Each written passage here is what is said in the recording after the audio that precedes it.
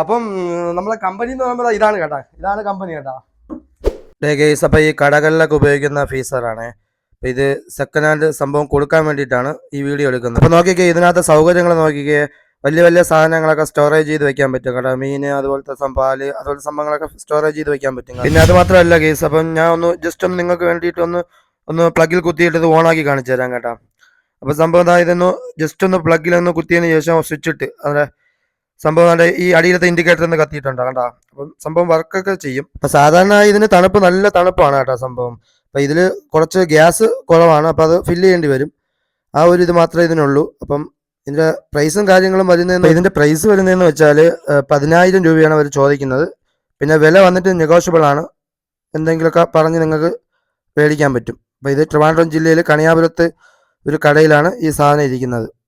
അപ്പോൾ ഇവരെ കോൺടാക്ട് ചെയ്യാനുള്ള നമ്പർ ഞാൻ ഇവിടെ കൊടുക്കുന്നുണ്ട്. ആവശ്യമുള്ളവർ വിളിക്കൂ. Okay guys.